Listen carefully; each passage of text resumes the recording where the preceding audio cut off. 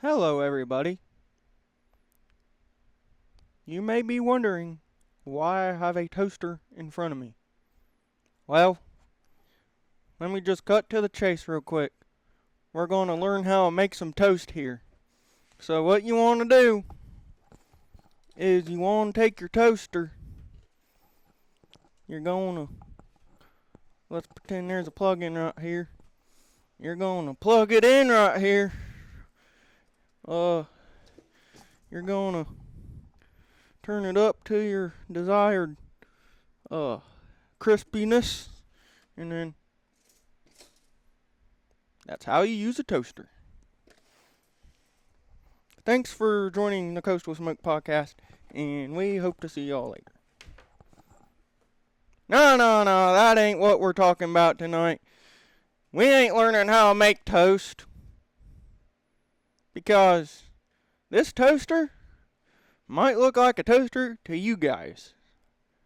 But to the Stanford Cardinal Marching Band, this is a musical instrument. And that's how we're going to start today's show, I reckon. We're going to talk about marching, the Stanford Marching Band. I mean, they're bukus off the wall. I mean, they're not your traditional marching band. I mean, they are, like, I seen that band play the kitchen sink.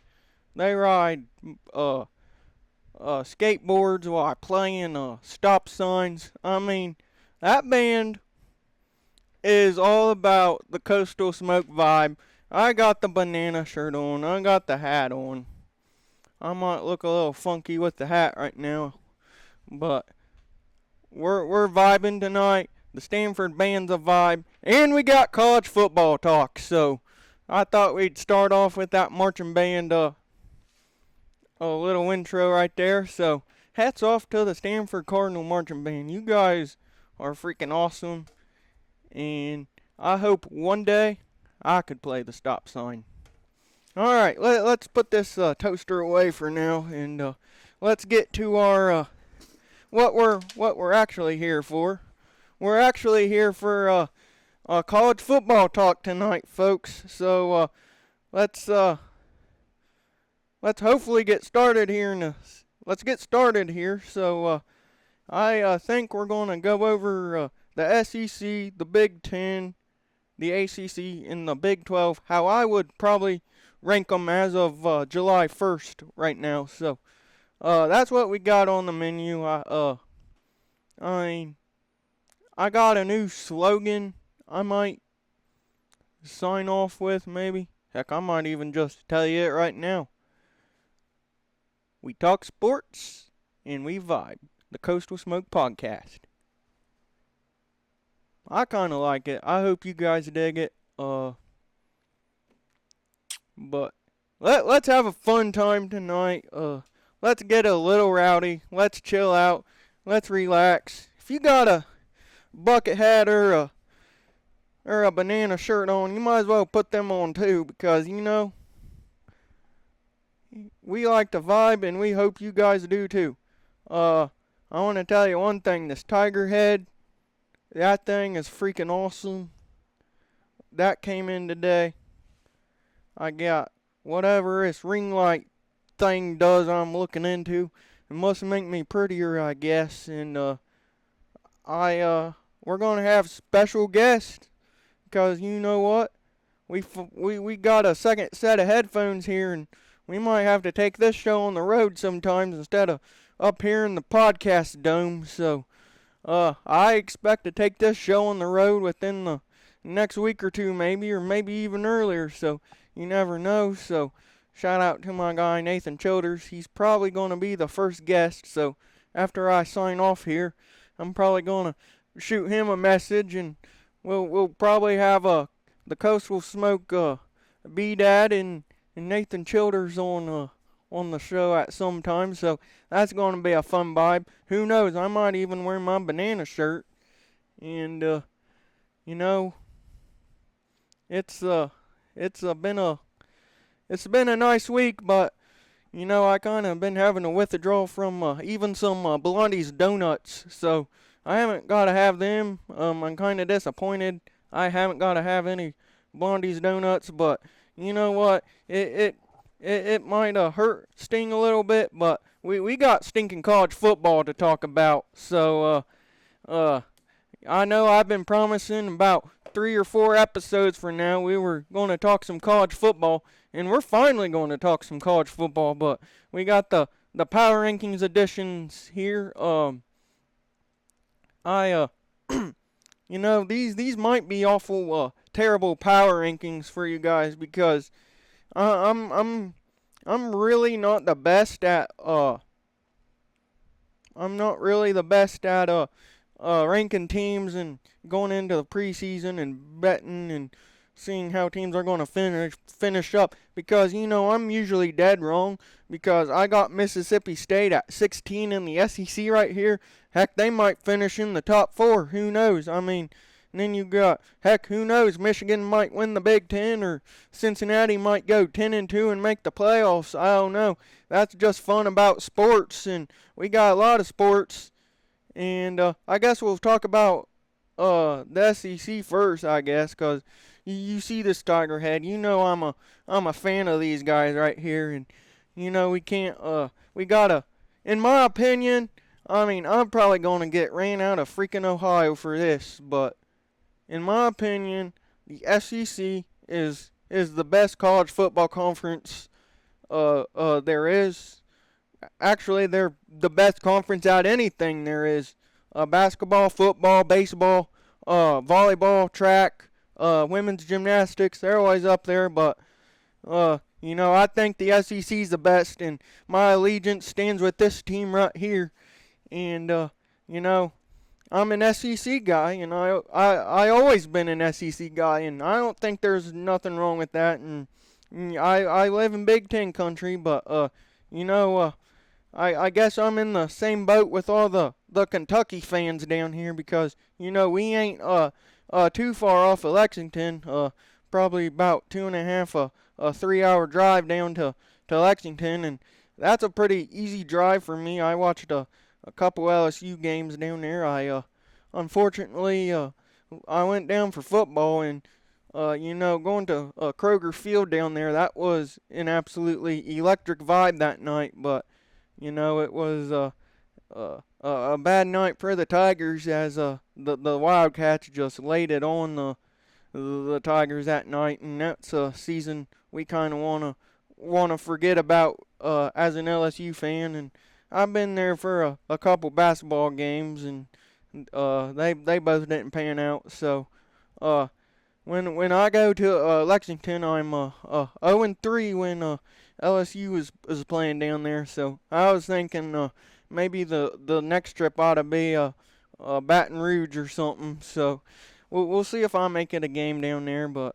I mean, I we'll we'll see what happens, and I'm gonna I'm gonna say this: I am catching a game down there sometime soon, and it's gonna be soon. So uh, I can't wait to get down there in the bayou. So that's gonna be pretty epic and fun. And one of my lifelong dreams is to tailgate with the LSU crowd down there, as they know how to do it right down there. And I bet they're one of the best tailgates. So without further ado, let's get into the SEC power rankings. There's you know, when I put this list together, um, it's pretty hard because you're basically into the power conferences now. You got 16 schools in the SEC, and the Big Ten leads with 18 schools. So, I mean, I don't know if I think the Big Ten might need to change it to the Grade 18 or something. And I mean, the SEC's just the SEC, so they don't really got change. But you got the Big Ten and the Big 12 with way more than 10 and 12 teams. So maybe you call the Big Ten the Grade 18, and you call the Big 12. I I don't know what you call, but there ain't no 10 or 12 teams in them conferences. But without further ado, let me run down this list real quick for you guys. I came up with this on Saturday actually, just lounging here around the podcast dome and coming up with a couple ideas for what I'd talk about on this Taco Tuesday, or if you're watching Hamburger Wednesday, or Thirsty Thursday, or French Fry Friday. I mean, I don't know what day you're watching this, but when you do watch it, I mean, I appreciate you guys for tuning in. So here's our list for the SEC. I got Texas, Georgia, Alabama, LSU. That's kind of a I didn't really know where to rank LSU on this list, but I think right now, in my opinion, they're probably number 4, just slightly in front of Tennessee, who I put at number 5. Then I got Texas A&M, Ole Miss, Florida, and South Carolina. That pretty much rounds up your top half of the league. Then I think it goes Oklahoma, Auburn, Vanderbilt, Missouri, Kentucky, Arkansas, and Mississippi State. So that's how I ranked them.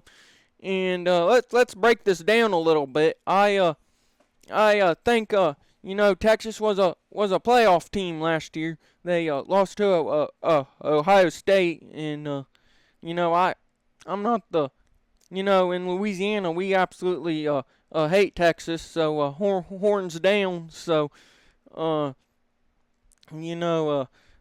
was happy Ohio State pulled that out. But in terms of ranking the SEC teams, I think I had to start with probably the highest finishing SEC team from last year. So I ultimately went Texas. Of course, they got Arch Manning, who's probably going to be their quarterback this year. So I'm excited to see what Arch Manning might be able to do down in Austin this year. I think week 1's going to be telling for Texas to see how they are. They got to go into the horseshoe and play Ohio State. So that's an interesting matchup between the SEC and the Big Ten, in which I got Ohio State ranked as number 1 in the Big Ten. So we got the number 1 in the SEC and facing off against the number 1 in the Big Ten in my rankings, and early big noon week 1 matchup. So that's going to be fun. Then I think Georgia comes in at number 2. Then I know Alabama had a really, really rough, not up to Alabama standards last year, but ultimately, here's what I think about Alabama. I think Alabama's just going to be Alabama. So, Alabama's Alabama no matter if your coach is Nick Saban or Kalen DeBoer. Alabama's just Alabama, but I think coming into this season, Alabama has maybe a little bit of a question mark at quarterback. So we'll see what happens, as they ain't going to have Jalen Milroe behind center, who he was a really dual threat quarterback, could run and throw the balls and keep teams kind of defenses on their heels. So it's going to be interesting see where what Alabama can do in Tuscaloosa down there. But I expect them to be fighting for a playoff spot in the top of the SEC. And then I went with number 4. I think is LSU. And I'll say this: week 1, Clemson, LSU.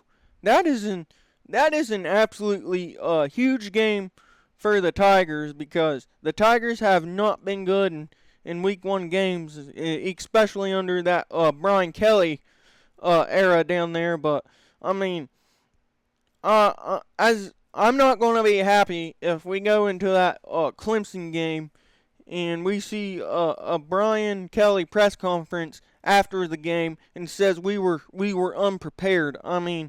That is really unacceptable to go into week one and then feel like you were really underprepared while the other team was prepared and at their level they needed to be at week one. So it's a big off season for the Tigers, and I actually think the best quarterback in the league is on LSU's team. You got Garrett Nussmeier coming back for LSU, and here's the reason why. You've seen in Joe Burrow's second year down in LSU how he elevated his game. And then Jaden Daniels comes in. You have his first game. You have his first year. He's a good quarterback his first year. But then that second year, he really takes off, elevates his game, and he wins another Heisman. So I wouldn't be surprised if Garrett Nussmeier is even better than last year and even in the Heisman conversation. So I think Nussmeier's he can be and he will be, hot take, Garrett Nussmeier will be the best quarterback in the SEC and the country. I think he can win the Heisman. And seen he was down at the Manning Passing Academy this past weekend, so that was cool to see him down there. And I think the confidence level for him is actually absolutely going to soar. And they got Blake Baker, his second year down there as the offensive coordinator down there. So it's going to be fun to see what LSU does. And then you got Harold Perkins coming back from an injury, and then Whit Weeks coming back from an injury. So I'm excited to see how they gel and how Whit Weeks and Harold Perkins is going to make that defense. So it's going to be fun down in the Bayou. And then the big news of the offseason was Nico leaving Tennessee. And I mean, I don't blame Tennessee for being like, I don't blame Tennessee for being like, you gotta go, or essentially go, because you gotta, especially as a college student athlete, you gotta show up to your stuff. And I mean, this is, college sports are changing today, and it's pretty, it's getting up to the pro level, but there are still some things that ain't at the pro level yet. So, but anyways, I think Tennessee is going to be number 5 either way. They're going to be hooting Rocky Top, and Rocky Top is going to be loud, and it's going to be electric down there in Knoxville. And then I'm going to say Texas A&M's probably the 6. I think they got a little to prove this year. Ole Miss, Ole Miss always start off the year strong, but it's like once they get to the middle part of SEC play or something, they just kind of die off a little bit for whatever reason. But I mean, they can be from anywhere from 3 to 7. I think Ole Miss is. I think even though Lane Kiffin might get golf balls thrown at his head from the student section of the opposing team or something from the opposing team, I think he's a well-perceived coach, and he knows what he's doing out there in Oxford. And he's probably one of my favorite ex-coaches on Twitter, now known as X. He's probably one of my favorite coaches on social media. So, but I think they can. I got them at number 7 right now, but I think they're going to finish anywhere between they can finish between 3 and 7. Let's go to our 8th and 9th spot here in the SEC. I think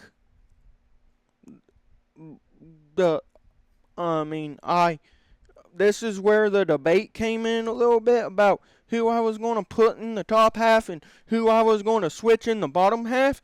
But intentionally, I think I decided I was going to go Florida, and then I was going to go South Carolina. South Carolina has Lenore Sellers as their quarterback, and I think he's an excellent quarterback, and he's going to lead South Carolina to a huge season this year.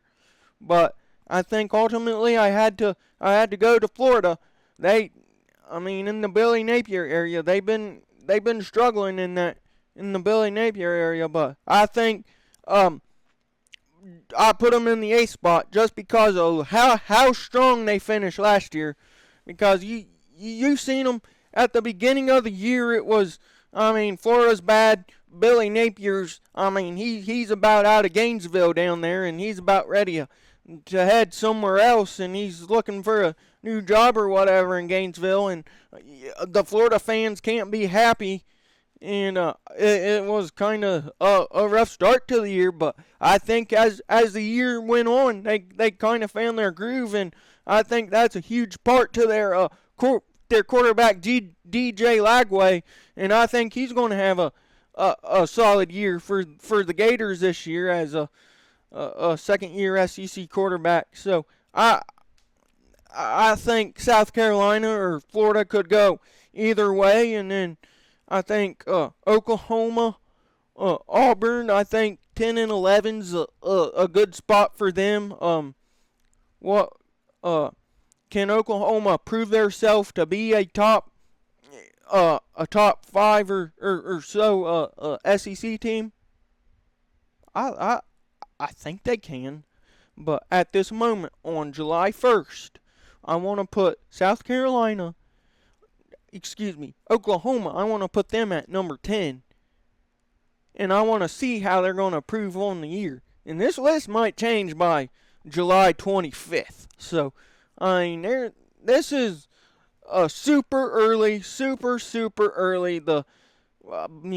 Almost, it's probably it's 2 months out of the season. This is super early. So, I mean, we'll see how once all these preseason camps for teams and everything start. We'll see how this list goes on and what we think about some teams. But yeah, I'll put Oklahoma at 10 for now. I think they gotta prove themselves a little bit before I can kind of put them ahead in a couple of these other teams. And then Auburn, I think Auburn's 11th. Vanderbilt 12th. I mean, you're probably thinking, well, Vanderbilt had a good year. Diego Pavila,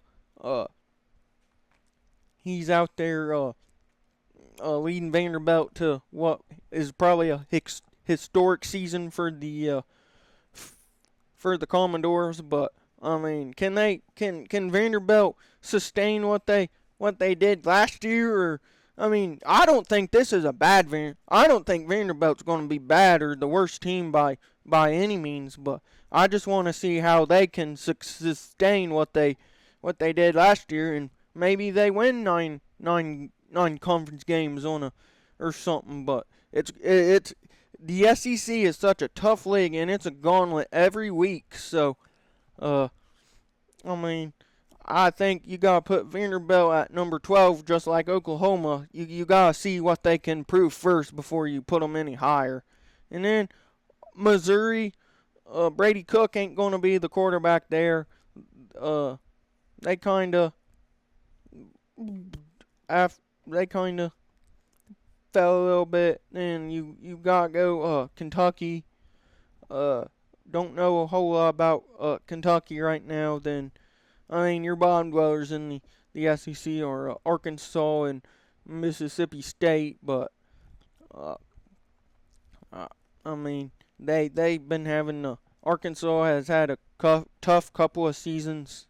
Mississippi State tough year last year, so they're probably at the bottom of the list out of the 16 SEC teams. So, but that's how I'd rank the SEC teams as June 1st here. So, if you agree or disagree, I mean, this is Coastal Moke. I'm not gonna come to your house and get upset at you, but if you want to message me and agree or disagree with any of these picks, I'm all in. I mean, I'm all in. You agree or disagree, but just shoot me reach out to us on social media and see what you think about this list. As I mean, it's a tough list when you got 54 teams and you really follow one conference and one team really that closely. So, I mean, that's the dilemma. But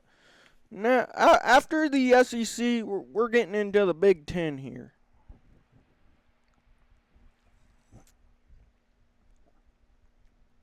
And 18 teams, of course, in the Big Ten. I already mentioned that one earlier, but I think Ohio State looking for a quarterback.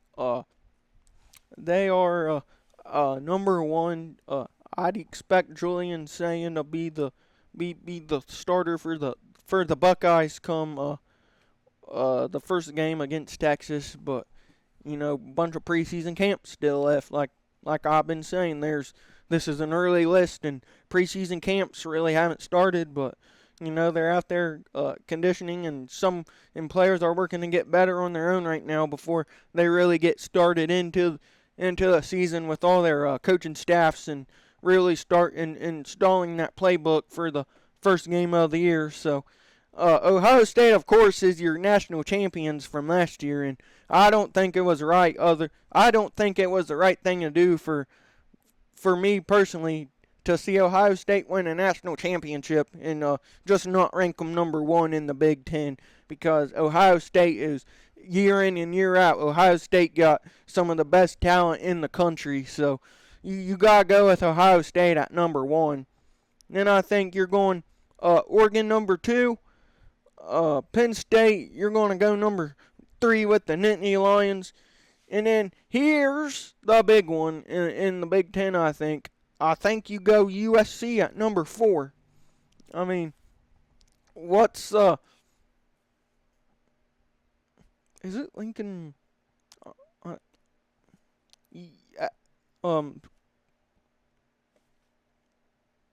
USC at number 4, I mean, I think they got a lot to prove. They got a lot to prove because you know it's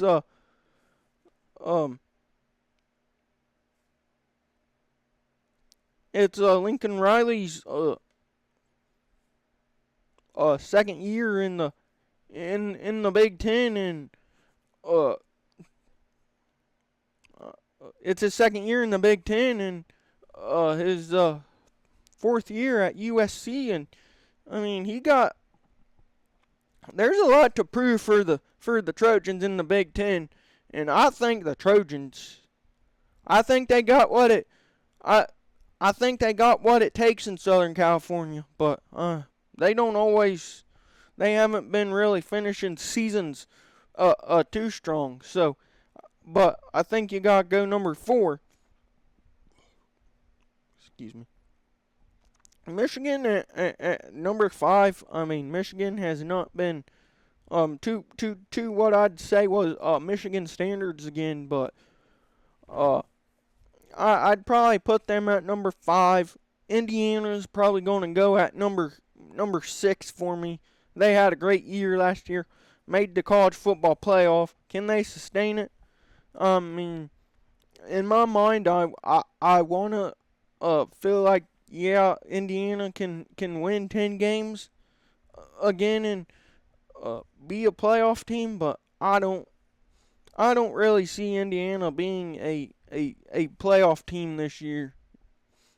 I don't see them being a playoff team, and I got them at number 6 right now in the Big Ten, but I think this list changes still, and maybe they're between 6 and 14 or something, because Indiana's one of them programs, just like Vanderbilt, they have a lot of success one year and catch fire, and in the next year it's you win 2 or 3 football games. So that's the boat I'm kind of in for Indiana. Then you're going to go Wisconsin, Nebraska, Iowa. I think they're just Big Ten football teams. I mean, there's Iowa. There's times they struggle score points, and they're winning games 12 to 7. So and then you got, I mean, Wisconsin. I mean, they used to be one of the teams in the 1, 2, and up in the top 2 or top 3 every year, and it's just like they faltered off a little bit and haven't had Wisconsin caliber seasons. And Nebraska, I'm interested to see what Nebraska can do. Can they kind of turn it around a little bit this year? So with 7, 8, and 9, I'm going with Wisconsin, Nebraska, and Iowa. But I think any of these can be interchangeable at any time. Let's say then I wanted to go with Illinois at 10. Then I had to debate a little bit to where I was going to put UCLA. I put them at number 11. But I could see them as in the 6, 7, or 8 hole. So it's gonna be interesting to see how UCLA kind of figures things out as the season goes on. But they're 11 right now. Minnesota, I went with 12. Washington 13, had a not very good year last year. I got the fighting Greg Schianos in the Rutgers Scarlet Knights at number 14. I'll tell you this. I mean, Rutgers ain't afraid to do some. Schiano ain't afraid to do some crazy stuff. So you might see a ball game this year where Rutgers is playing Nebraska, and it's a 17-17 game with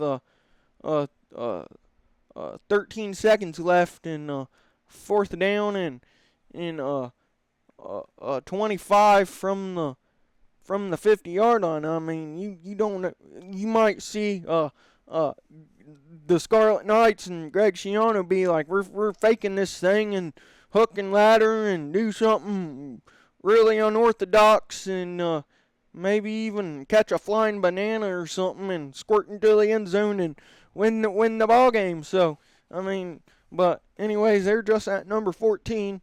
Michigan State, very capable of beating somebody, but they got a little approved. Then you gotta go Maryland, Northwestern, and of course you round it out with Purdue. So that's kind of where I stand with the Big Ten right here. But I think in the Big Ten it's a race between the big three: Ohio State, Oregon, and Penn State, and then you got them three racing to kind of win the league. But right behind them three schools, you got USC and Michigan, I think, right on their tails. You got USC and Michigan, who's going to be hungry. And right on them teams' tails, ready to pull an upset and ready to really shake things up in the Big Ten. And that's what I really love about Big Ten football. Because, I mean, you could be... It could be a Saturday at 12 o'clock, and you got Penn State playing Maryland, and all of a sudden Maryland is up 24 to 17 with 7 minutes left in the ball game, and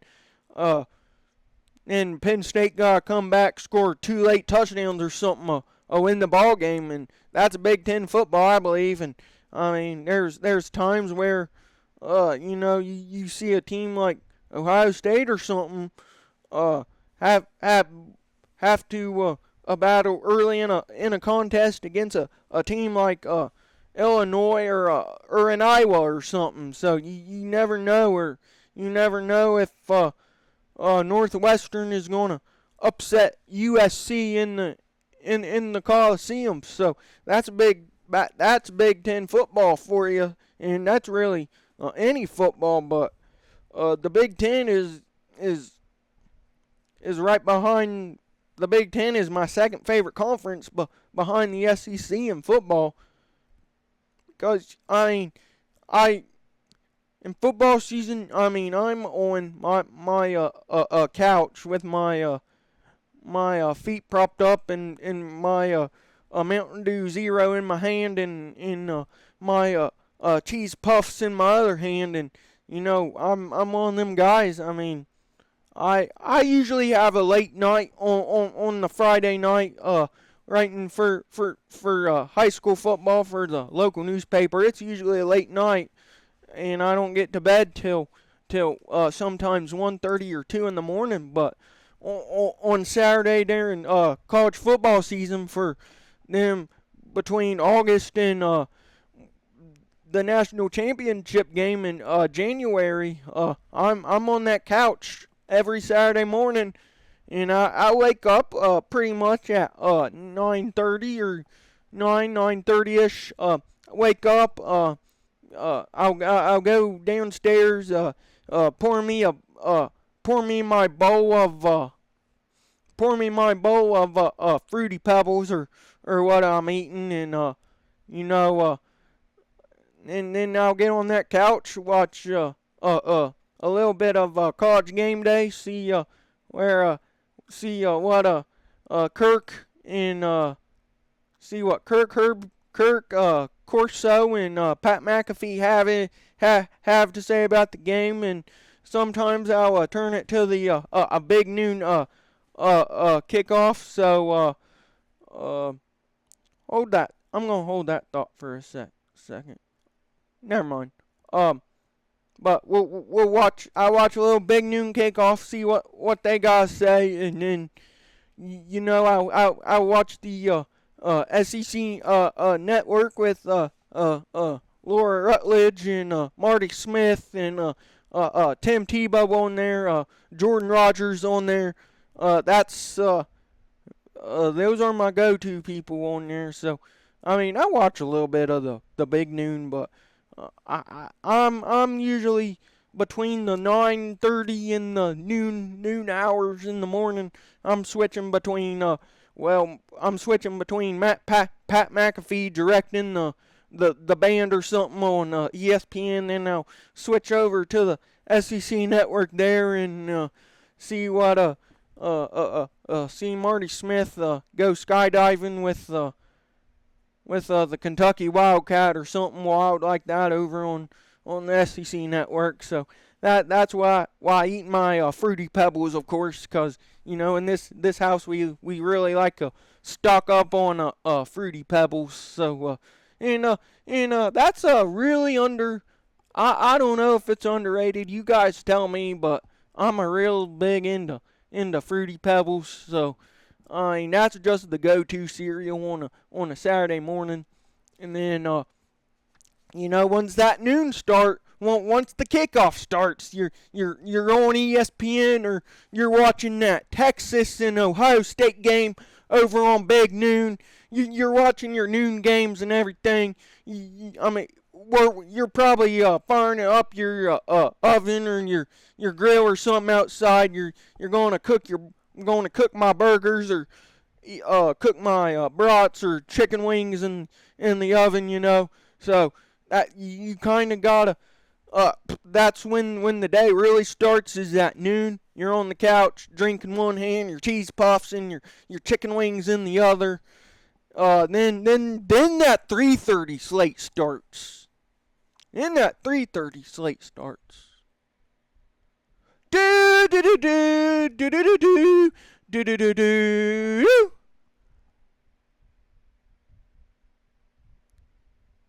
It used to be the SEC on CBS, but now it's the Big Ten and the Pac-12 on CBS, I guess. But then them games you're starting tuning in to Gary Danielson and Brad Nessler on CBS.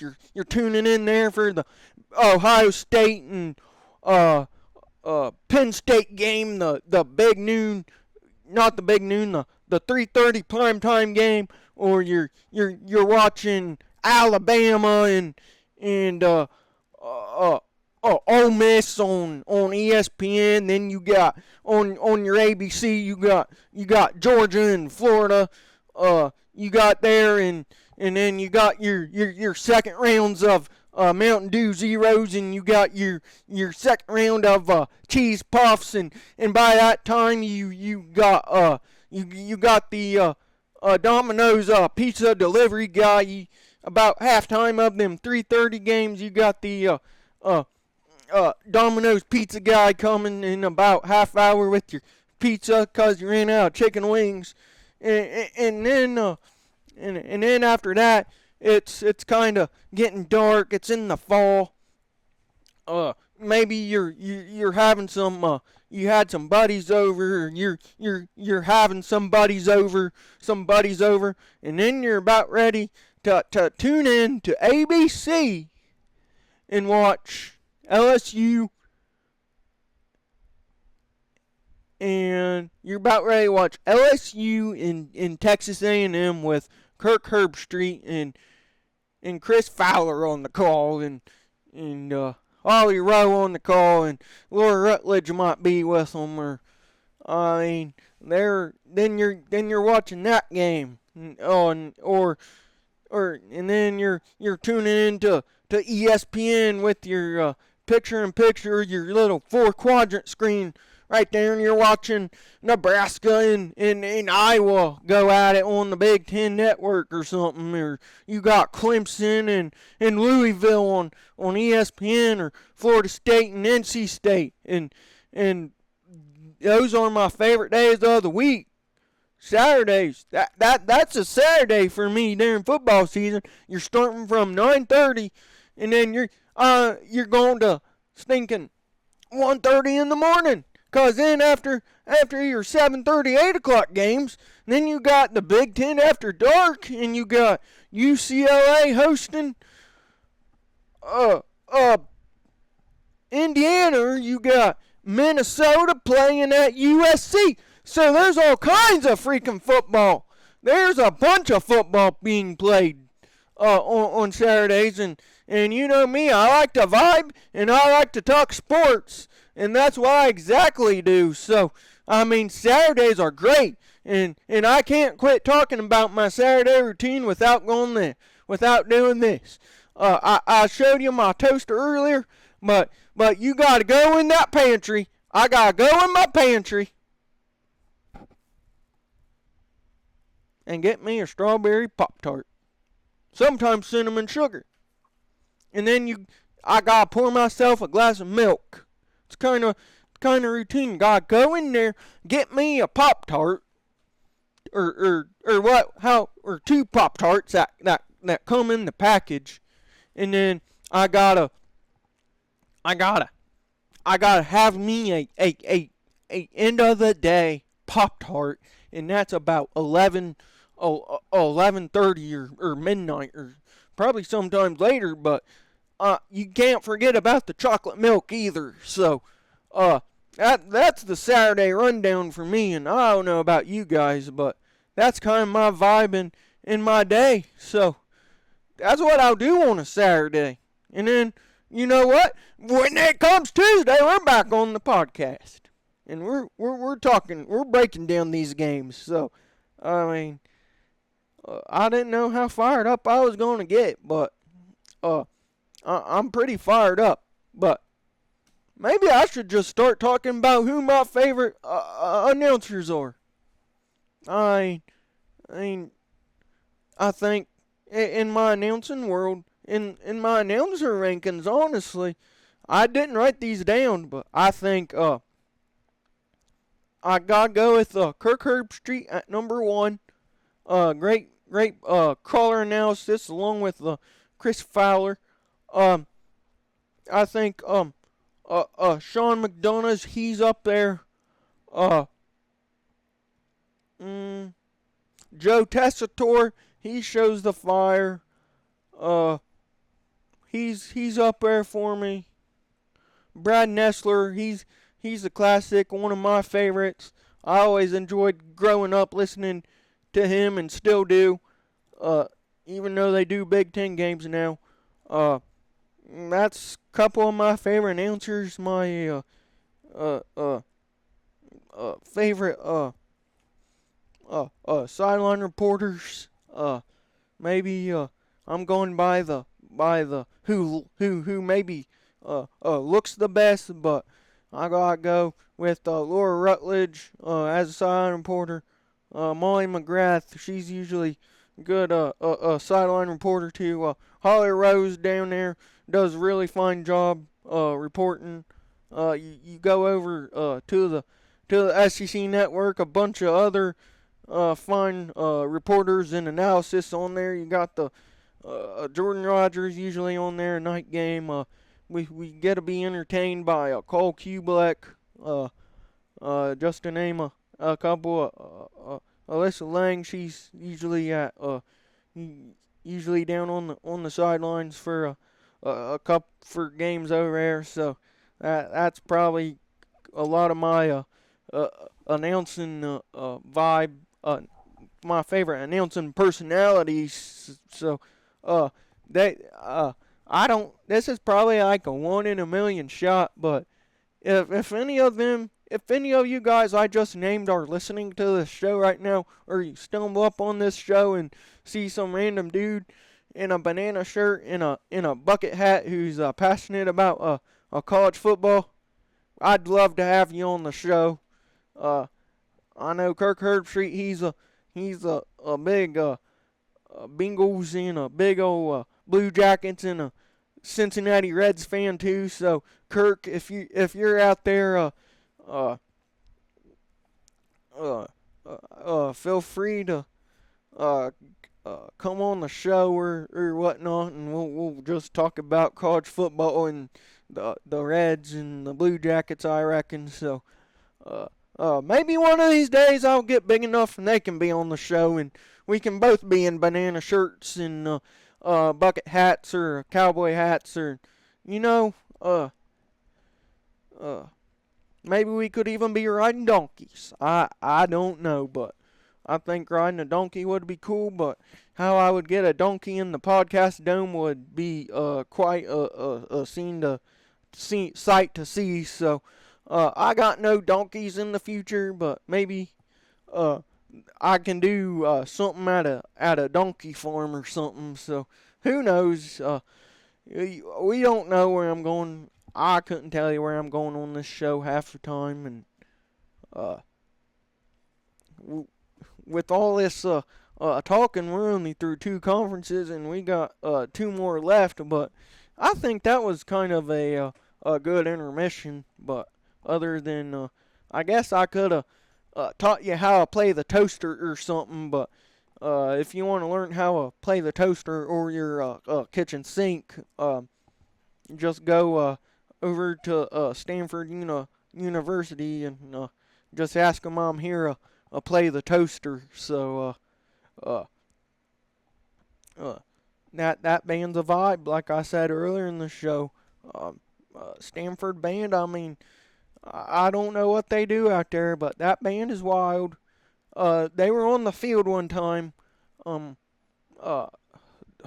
mean, on the field, I mean, that's a crazy situation in football history. The Stanford band just being on the field in California, ladder on it everywhere, and helter skelter, all craziness breaking loose on the football field, and the California wins and the band's on the field. But I mean, why didn't? I'm just wondering. You didn't have to worry about the band being on the field if you just make the tackle earlier. But that's probably a lot easier said right here at this moment than it was back then. So, it was kind of a strange situation in football history. But that was a kind of a good intermission before we talk about the ACC.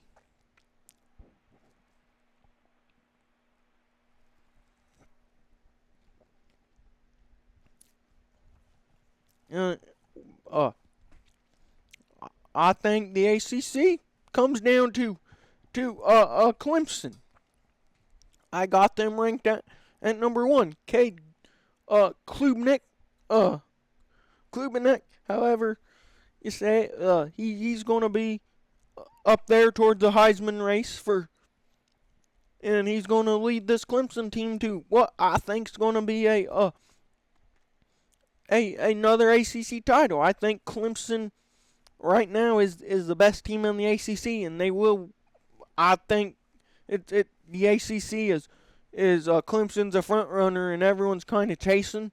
I think Miami is second, but the strange thing about Miami is you know, just like that Georgia Tech game a couple years back, all you gotta do is take a knee right there and you win the game. But what happens? You run the football, you fumble, and Georgia Tech, wins a wild one. So, but I think Miami's the second best team, and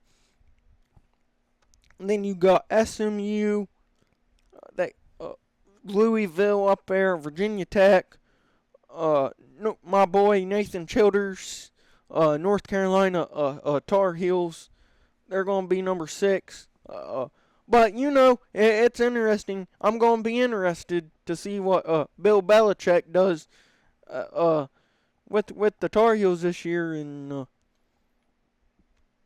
it's going to be fun seeing Coach Belichick in the college ranks and instead of the professional rankings like we've seen throughout his career. Then at 8 and 9, you just got Pitt. Georgia Tech's at number 7 here. At 8 and 9, you got Pitt and NC State. I mean, I think when I made this list, the 8 and 9 teams, the teams that are on the cusp of being in the top half and on the cusp of being in the bottom half in my rankings, I think them are the teams that absolutely make hellaciousness right there and cause a bunch of havoc during games and stuff and probably upset a Clemson or a Miami or a Virginia Tech. And Virginia Tech, Sandstorm, not Sandstorm.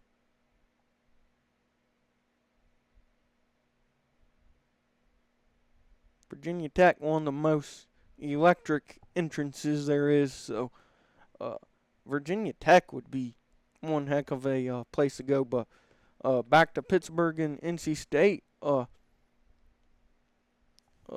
they're teams that, you can see them beat a Virginia Tech or a North Carolina, or you could see a Georgia Tech give Clemson a scare, or beating SMU or Louisville or something.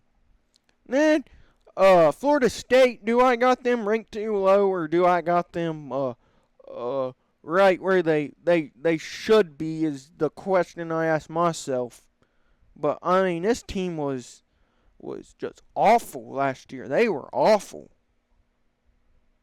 There's no way put it other than Florida State was absolutely awful last year, and there's no way around it. Like, they were a really bad football team. So, but I don't think they're going to be the worst in the ACC this year, and I think they're going to turn it around.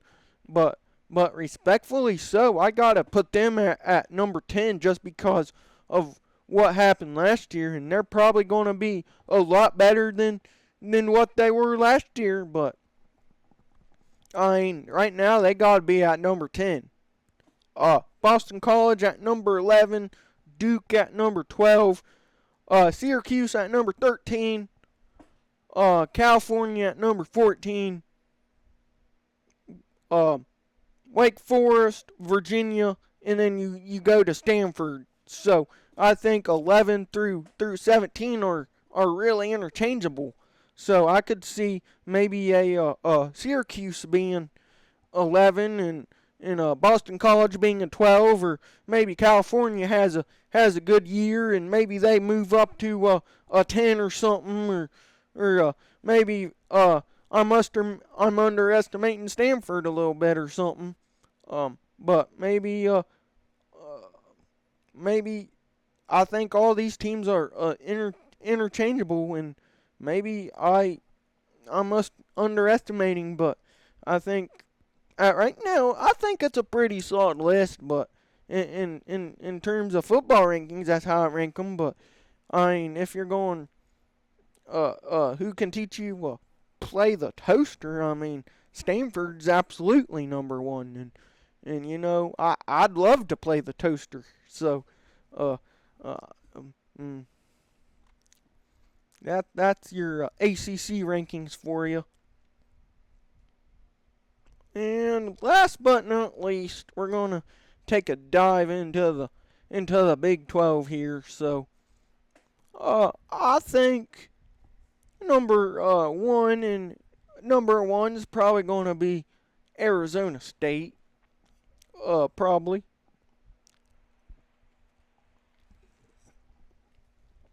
It was really fun watching the ride they had in the postseason last year. It was really fun watching what they did, and that was electric for Arizona State, that run they had in the postseason. Then I think BYU, they're gonna be solid. Uh, I think BYU's gonna be up there every year. So I think they're in front of Kansas State at number 3. Then I think you go with TCU, Iowa State, and Texas Tech. Teams really familiar with in the Big 12. Um, I think number 1 through number 6 are really interchangeable. I mean, I could see uh Kansas State winning the league. I could see BYU doing something crazy winning the league. I could see Texas Tech up there. I mean, then I think you're going with Baylor, Utah, and Kansas at your 7, 8, and 9. A bunch of I'd put this list together, and it's just really hard when you like. It's just kind of hard to make lists sometimes.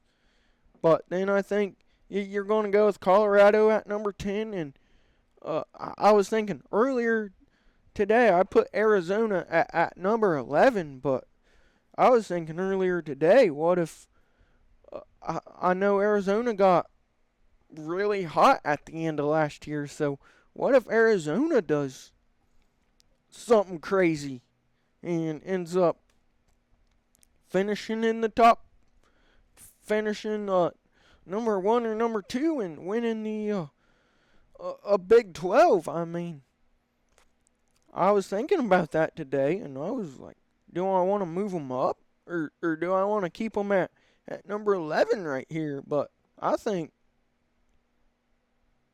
there's going to be some ability for Arizona to do something in the Big 12 this year, but um I could see them teetering around 10 or 11. Then I was going to go with Country Roads, Take Me Home, West Virginia. The Mountaineers at number 12, UCF at 13. We'll go Oklahoma State at 14. Cincinnati, they had a tough year last year. I put them at number 15, and Houston is probably going to take the 16th spot here. So that's kind of my thoughts on the Big 12, where I would probably rank the teams. But like I said, number 1 through number 6 is probably really interchangeable for me, and I think the curveball in the league is Arizona. So, but I mean, there's plenty of good football teams in this conference, and I'm looking at West Virginia. Does West Virginia have something in their bag? What about UCF? I mean, I know they played in the American Conference for a while, but what if they catch a little bit of fire or something? And then there's the unknown of Oklahoma State. I mean, they had some good years. I don't think they're going to be down on this list for very long. And then it's, what can Cincinnati do? I mean, I think Cincinnati's kind of low on the list, but I could see them maybe getting a bowl game or something this year. So, uh, that's my Big 12 rankings for you guys.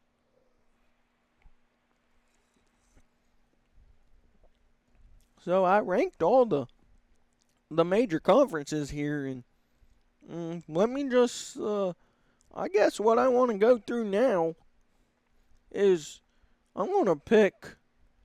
This is this is gonna be hard. I think putting me on the spot right here, but I think I'm gonna go through who I think wins all these conferences.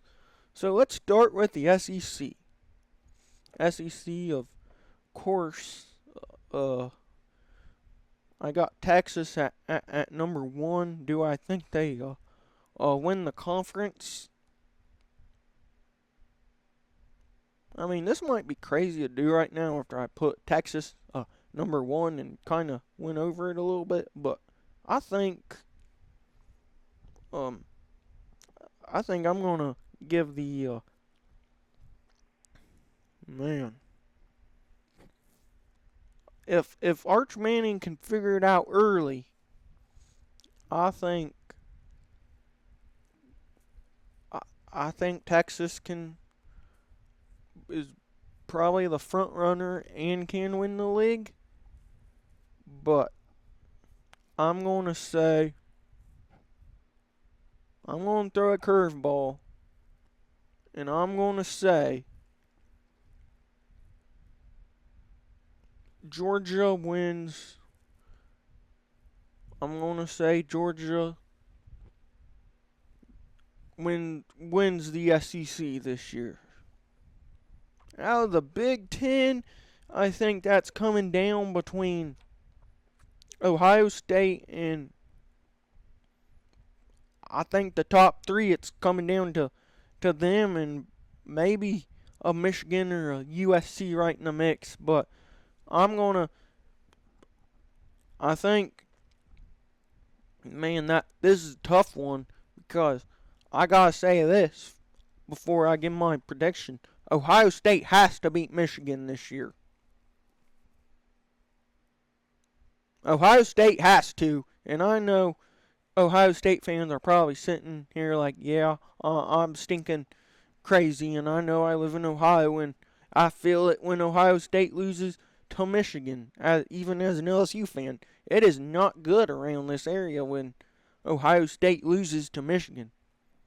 Ohio State has to go into the big house this year and beat Michigan. They have to. And I think if Ohio State beats Michigan, I think Ohio State wins the Big Ten. But if Michigan does what Michigan been doing the last couple years, and they beat Ohio State, I think Oregon wins the Big Ten. But I'm going to say Ohio State wins the Big Ten. I think Ohio State does beat Michigan this year, and I think they win the Big Ten, the regular season and the tournament. So I think Ohio State wins the Big Ten. In the ACC, this is kind of the no-brainer conference for me. I think it's really Clemson's conference to lose. Now, who will they play? I don't know. I want to say it's going to be a Miami or a Louisville who they'll play in the ACC championship, but I think it's Clemson's. I think Clemson is kind of undoubtedly my pick to win the ACC. And I'll tell you, I don't think these really have nothing to do with my power rankings right now. I'm just kind of who I see right now could win it. And in the Big 12, I don't follow a whole lot of Big 12 football. I watch it, but I'm not following it as close as I am the SEC, the Big 10, and the ACC. But I want to say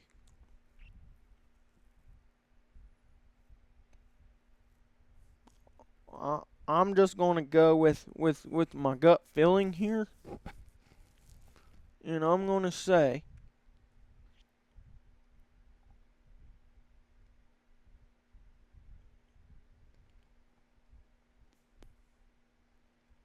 I'm just gonna say BYU. No, not BYU. I want to say I'm throwing the curveball in. I said a couple moments ago, 1 through 6 is interchangeable for me. I'm going to say Texas Tech wins the Big 12. That's probably my bold prediction of the night. But I think it's going to be Texas Tech winning the Big 12. So I think those are probably who wins the conference. Uh, and those are kinda as of June 1st. Those are all my power rankings. I wanted to go through kinda. Um, we'll probably break down the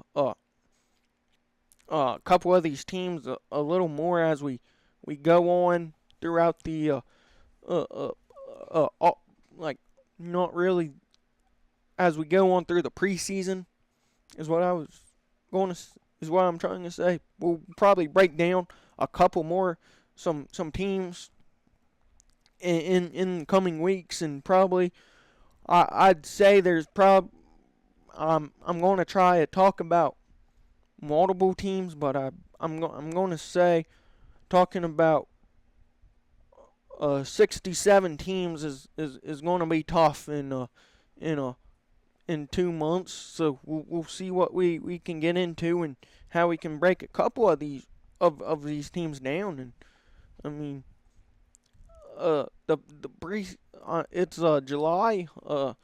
It's kind of the dead period between sports here. Uh, Between college sports, we got MLB baseball going on. Really, the only thing going on right now this month. And but I'm excited for preseason camps to start and see how what these teams do. And I know there's a couple teams that hasn't really named quarterbacks yet, and I'm excited to see what them guys get named and get to the preseason hype. And then after this month, you're really this is really the dry month for sports. And for me, this is kind of like yeah, this is it.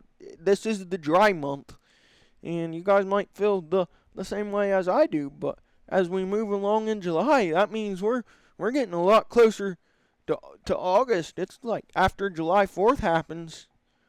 I mean, you got 3 weeks till August, then everything's ramping up, and you got sports galore coming, and I mean it's gonna be a fun ride, and I'm excited to really talk about all this stuff. And football's one of my favorite sports to talk about. So we're really going to have a good time talking a lot about football and wearing banana shirts and bucket hats and talking about uh Florida's kicking game. Can they win games just by kicking field goals, or can we talk about or talking about USC kind of uh, USC hot takes. Could USC go 12-0 and win the Big Ten? So there's a lot of great preseason stuff coming, and once football season starts, we'll of course be breaking down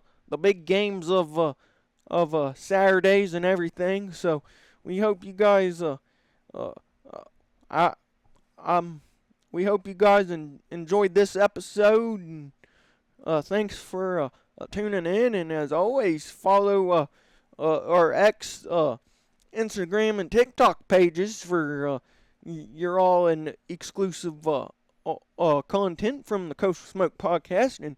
And stay tuned as we are going to have some special guests here throughout the summer, and I'm getting them lined up, and we hope to have Nathan Childers on here pretty soon. Eric Farmer wants to be on here. He reached out. That might be Coastal Smoke, the cigar. Like I might be smoking cigars and doing a couple episodes for you guys and getting out of this podcast dome as the weather is actually pretty nice. It's been hot, but the weather's nice, and I don't see why we couldn't do a couple episodes of Coastal Smoke outside on the front porch or in the driveway or something, or you never know, or it's gonna be I think I say this every week, and it's gonna be a fun time, and in the best night of my week is a Tuesday night, and not just because I'm gonna go eat tacos here in about 5 minutes, but the best nights are Tuesday nights, cause I gotta put this a headset on and chat a little ball, and sometimes smoke some cigars, talk about cigars, talk about why toasters are the most versatile instrument in the marching band, and even about why mustard is one of the most versatile condiments. I mean, I think mustard is the most versatile condiment. So, behind mayonnaise. So, number one and number or two in the versatile condiment section is mustard and mayonnaise for me. So, we hope you learned something new today. We hope you learned something new today, and thank you guys for joining us. And remember to stay lit.